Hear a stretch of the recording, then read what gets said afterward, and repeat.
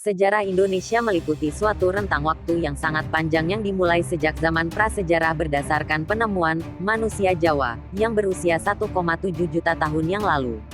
Periode sejarah Indonesia dapat dibagi menjadi 5 era. Era prakolonial, munculnya kerajaan-kerajaan Hindu, Buddha dan Islam di Jawa, Sumatera, dan Kalimantan yang terutama mengandalkan perdagangan. Era kolonial, masuknya orang-orang Eropa, terutama Belanda, Portugis, dan Spanyol, yang menginginkan rempah-rempah mengakibatkan penjajahan oleh Belanda selama sekitar 3,5 abad antara awal abad ke-17 hingga pertengahan abad ke-20. Era kemerdekaan awal, pasca proklamasi kemerdekaan Indonesia, 1945, sampai jatuhnya Soekarno, 1966. Era Orde Baru, 32 tahun masa pemerintahan Soeharto, tahun 1966 sampai tahun 1998, serta Orde Reformasi yang berlangsung sampai sekarang.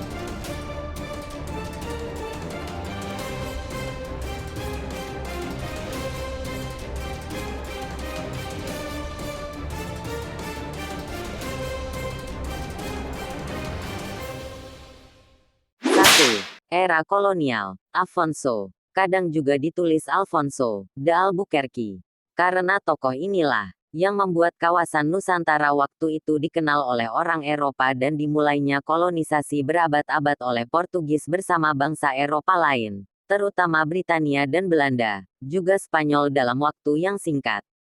Dari Sungai Tajo yang bermuara ke Samudra Atlantik itulah armada Portugis mengarungi Samudra Atlantik, yang mungkin memakan waktu sebulan hingga 3 bulan, melewati Tanjung Harapan di Afrika, menuju Selat Malaka. Dari sini penjelajahan dilanjutkan ke Kepulauan Maluku untuk mencari rempah-rempah komoditas yang setara emas kala itu.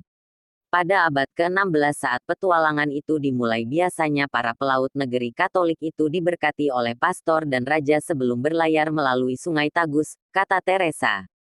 Biara St. Jeronimus atau Biara dos Jeronimos dalam bahasa Portugis itu didirikan oleh Raja Manuel pada tahun 1502 di tempat saat Vasco da Gama memulai petualangan ke timur. Museum Maritim atau orang Portugis menyebut Museu de Marinha itu didirikan oleh Raja Luis pada tanggal 22 Juli tahun 1863 untuk menghormati sejarah maritim Portugis. Selain patung di taman, lukisan Afonso de Albuquerque juga menjadi koleksi museum itu. Di bawah lukisan itu tertulis Gubernur India tahun 1509 sampai tahun 1515. Peletak dasar kerajaan Portugis di India yang berbasis di Ormuz, Goa, dan Malaka. Pionir kebijakan kekuatan laut sebagai kekuatan sentral kerajaan. Berbagai barang perdagangan Portugis juga dipamerkan di museum itu, bahkan gundukan lada atau merica. Ada sejumlah motivasi mengapa kerajaan Portugis memulai petualangan ke timur. Ahli sejarah dan arkeologi Islam Uka Chandra Sasmita dalam buku Indonesia Portugal, 500 Years of Historical Relationship Cepesa, 2002, mengutip sejumlah ahli sejarah, menyebutkan tidak hanya ada satu motivasi kerajaan Portugis datang ke Asia.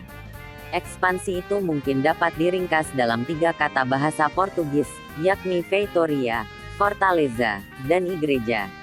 Arti harfiahnya adalah emas, kejayaan, dan gereja atau perdagangan, dominasi militer, dan penyebaran agama Katolik. Menurut Uka Albuquerque, gubernur Portugis kedua dari Estado da India, kerajaan Portugis di Asia, merupakan arsitek utama ekspansi Portugis ke Asia. Dari Goa, dia memimpin langsung ekspedisi ke Malaka dan tiba di sana awal Juli tahun 1511 membawa 15 kapal besar dan kecil serta 600 tentara. Ia dan pasukannya mengalahkan Malaka tanggal 10 Agustus tahun 1511. Sejak itu Portugis menguasai perdagangan rempah-rempah dari Asia ke Eropa. Setelah menguasai Malaka, ekspedisi Portugis yang dipimpin Antonio de Abreu mencapai Maluku, pusat rempah-rempah. 2. Era kemerdekaan. Proklamasi kemerdekaan.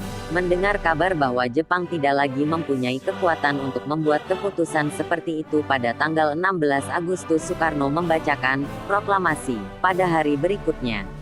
Kabar mengenai proklamasi menyebar melalui radio dan selebaran sementara pasukan militer Indonesia pada masa perang. Pasukan pembela tanah air, peta, para pemuda, dan lainnya langsung berangkat mempertahankan kediaman Soekarno.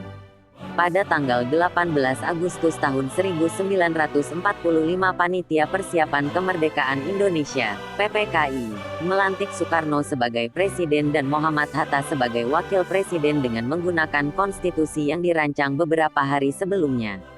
Kemudian dibentuk Komite Nasional Indonesia Pusat sebagai parlemen sementara hingga pemilu dapat dilaksanakan. Kelompok ini mendeklarasikan pemerintahan baru pada tanggal 31 Agustus dan menghendaki Republik Indonesia yang terdiri dari 8 provinsi, Sumatera, Kalimantan, tidak termasuk wilayah Sabah, Sarawak dan Brunei, Jawa Barat, Jawa Tengah, Jawa Timur, Sulawesi, Maluku, termasuk Papua, dan Nusa Tenggara,